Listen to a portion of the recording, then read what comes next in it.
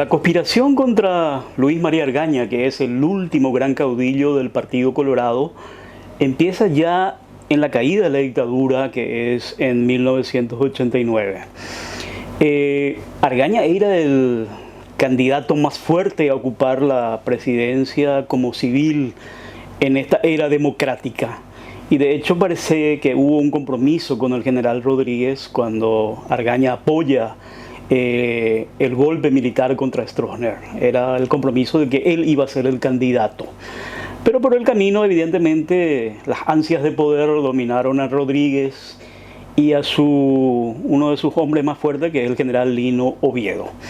Y a partir de ahí hubo una conspiración de retener el poder en estos militares y en evitar que Argaña llegue a la presidencia de la República. Todo indica que Argaña estaba preparadísimo para ser el primer presidente civil y por el camino le dijeron que no. El líder va a ser primero Rodríguez y después te va a tocar a vos. Y en eso se instala una división en el Partido Colorado, que era ya un poco el seguimiento de la división que había en la última etapa del estronismo, que eran los tradicionalistas y los militantes. Argaña era del grupo de los tradicionalistas. Y ahí viene un increchendo del enfrentamiento político entre Argaña, primero Rodríguez, no tanto con Rodríguez, pero ya el grupo de Oviedo. Y Oviedo va armando un aparato político con muchos elementos, incluso, según la politóloga Milda Rivarola, con componentes del neonazismo. La intención era evitar que Argaña llegue al poder.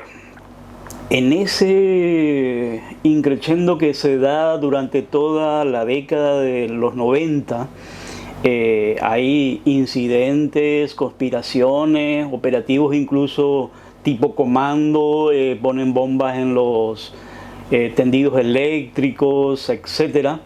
Viene la crisis del 96 cuando Oviedo, primero le roban la primera elección a Argaña en las internas coloradas, cuando todo indica que él ganó las elecciones. No, Oviedo ataja el conteo de votos, lleva las urnas a la caballería y después el resultado es que ganó Guasmossi.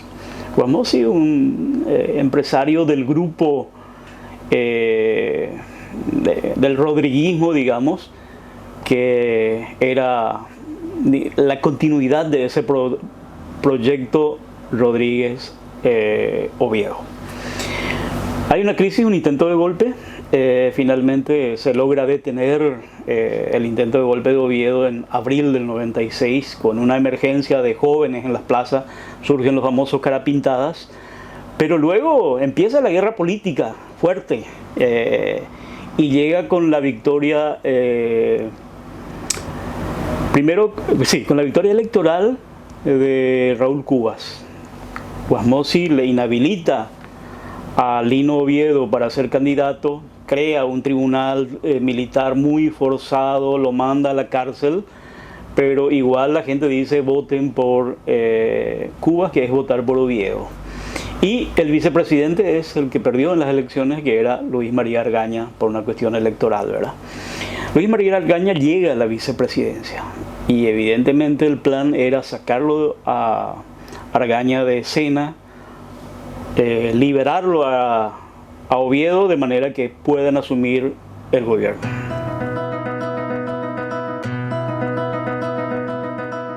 Bueno, el asesinato de Argaña nos sorprende el 23 de marzo de 1999 y es el génesis del famoso fenómeno del marzo paraguayo.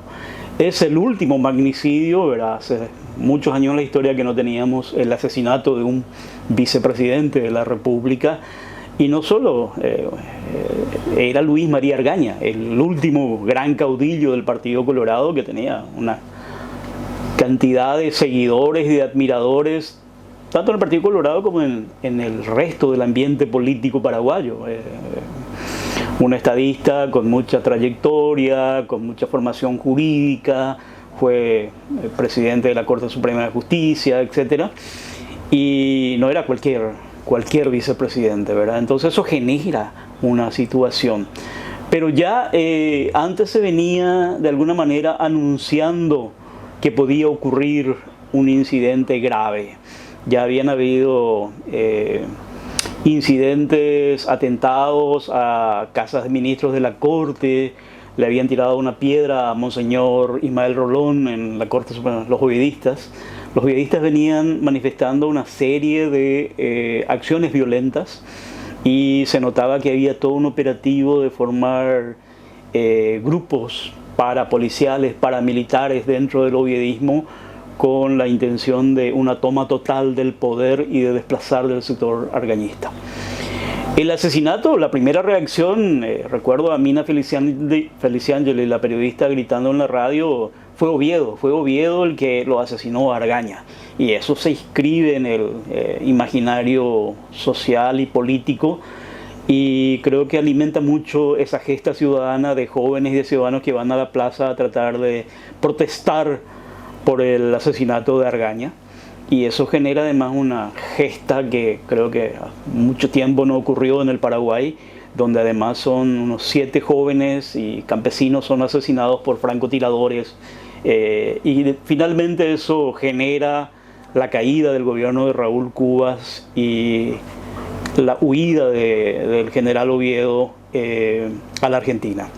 Pero deja una herida muy profunda también en el ambiente político paraguayo.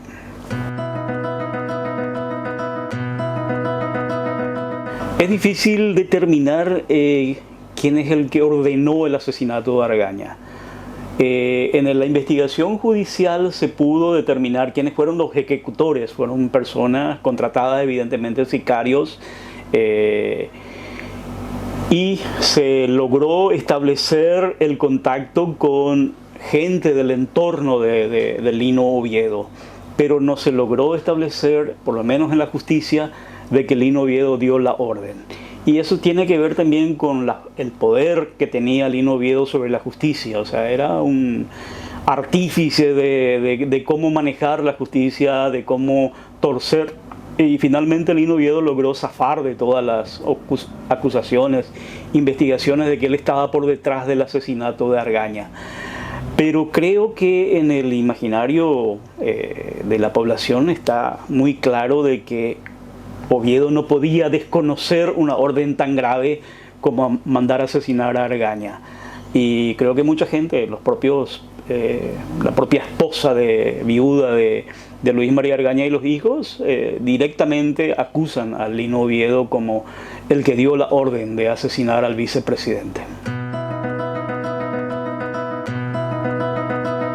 El plan, evidentemente, al asesinar a Argaña era barrer a quienes eran en ese momento parte del gobierno por una cuestión electoral, por la cuestión de que al salir de escena Lino Oviedo, alguien tenía que sustituir. Raúl Cubas, que era el candidato a vicepresidente, pasa a ocupar la presidencia y obviamente por sistema DON el que asume la vicepresidencia es Argaña. Y era creo un caso atípico de que 2 adversarios compartían la chapa presidencial por el Partido Colorado. Una vez llegado al poder, la idea era sacarlo a Argaña de en medio, borrar el argañismo y que el oviedismo tome todo el poder. Y eso se explica incluso por... Ya había un llamado a elecciones a la vicepresidencia 30 minutos después del asesinato de Argaña. En la justicia electoral sale una resolución del famoso Expedito Rojas donde dice se convoca a elecciones para vicepresidente. O sea, la idea era, y lo primero que hace Raúl Cubas es sacar un decreto dándole la libertad a Lino Oviedo, que estaba preso por una condena de un tribunal militar extraordinario. Lo cual la Corte Suprema dice, no, eso es ilegal. Y Oviedo dice, no importa, guarda la comunicación de la Corte Suprema, y en ese momento se genera un quiebre del Estado de Derecho. Evidentemente el plan era eso, copar el poder a favor del oviedismo, se cierran las fronteras, genera un estado de excepción, pero creo que no contaban con la reacción primero del sector argañista y después de mucha gente, ciudadanos. Y en un momento hubo 40.000 personas en la plaza del Congreso pidiendo el juicio político a Cubas y cárcel para Oviedo. Y eso generó un caos grande que no les salió el plan que tenían. Ellos creo que esperaban que la gente dócilmente acepte el asesinato, tenga un poco de miedo y acepte el copamiento del oviedismo. Pero no esperaron esa reacción que fue el marzo paraguayo. La consecuencia fue, por un lado, una lección de ciudadanía impresionante con la gesta ciudadana del marzo paraguayo que la mayoría de los analistas consideran que fue una de las más importantes, aparte de las guerras, ¿verdad? No hubo otra movilización ciudadana tan fuerte. Lamentablemente el gobierno que se instaló después del marzo paraguayo, el de González Macri, fue tan corrupto que toda la esperanza que había en un gobierno de unidad nacional y de un mejor porvenir para el Paraguay muy rápidamente se disipó, y no sabría decir si lo que vino después es peor de lo que se esperaba o no, ¿verdad? Pero esa fue otra, ¿verdad? Otro de los intentos de cambiar la historia del Paraguay que acabaron muy mal. Este libro, El último magnicidio, creo que puede dejar lecciones muy claras de cómo manejamos la política en Paraguay, ¿verdad? De cómo no tenemos que manejar la política en Paraguay. No podemos simplemente seguir a líderes mesiánicos, a caudillos, ¿verdad?